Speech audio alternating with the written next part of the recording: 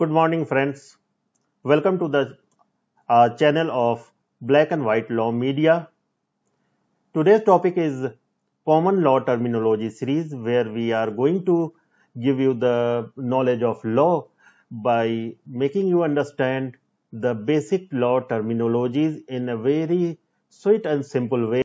In today's topic, two terminologies we are covering up. One is common intention, another is common object. Both are quite different.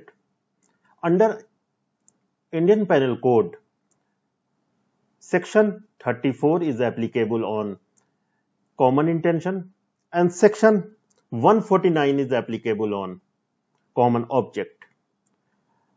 In this series today, we will be seeing how there are the similarities between these two aspects like common intention and common object, and where is the distinction, how both IPC sections are applicable on different situations.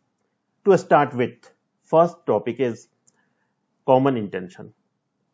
Common intention is always applicable on a group of people, not on a singular person, but on a group of people where there are two or more people who are acting to do a crime, driven by the mental state and their thoughtfulness of doing a crime. So let's take an example. There are three people who have planned to do a bank robbery. One person is assigned to do the task of making other people flee away after committing the crime. Second person is just an observer or kind of active participant in the planning. Third person who actively does the robbing in the bank. So, a meeting of mind is there prior to committing of the crime, which is the most important thing.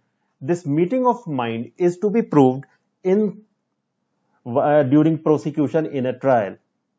So even if one person commits the crime by doing a active robbery in the bank, the prosecution will prove it that each and every person A, B, C, all these three people are equally punishable by the law and they have committed crime as an individual.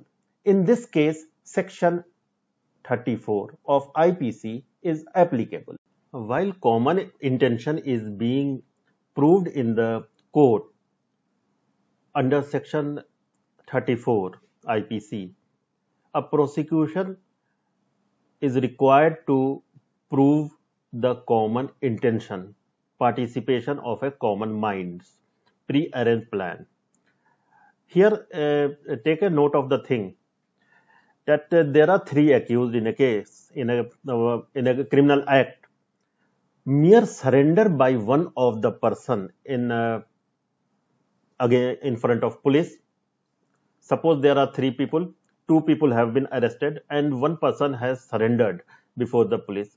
This doesn't mean that all three are having a common intention. This has to be proved in the court that for the applicability of Section 34. Now coming to another part, common object.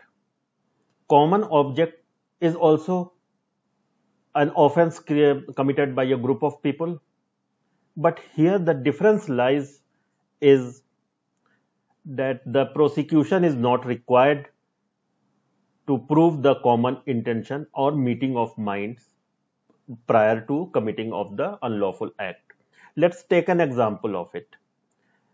There is a prohibitory order going on in the city, like Section 144, against unlawful assembly and prohibitory order against any protest. Some group of people have started protesting and creating an unlawful assembly. Of course, this is an unlawful act. So in this case, all the people or the participant will be prosecuted under Section IPC 149. But in this case, Suppose out of a group, this group, assembly, one or two people make an assaultive attempt on the police force. This is an isolated case. In this case, the assault case will be directed only on the person who has committed assault on the police, not on the entire group. The group is punishable for the offense of unlawful assembly. So, to make the thing short, in the common object, all the people will be trialable for the offense, whether it is bailable, unbailable, or trialable. For your further reference about a live case, for section 34, you can study the Rangaswamy versus State of Tamil Nadu case, which has been a guideline case for this section. And for section 149, common object, you can refer to the Roy Fernandez versus State of Goa case. These are something which are landmark judgment, which had been a guiding light for gaining further knowledge.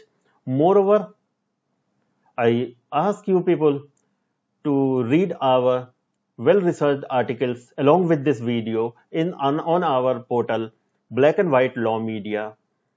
We are coming up with new videos, new topics very frequently. You keep on reading this series, watching our videos of common law terminologies. Else, you can also browse other topics which are very simple and very enchanting, so that you can just learn the law in a simple and easy manner, know the depth of the law, enable yourself, enable your society with your greater knowledge. I hope you enjoy every video. We keep on striving to serve you in a better manner every moment. Have a nice time, have a nice day, and happy learning.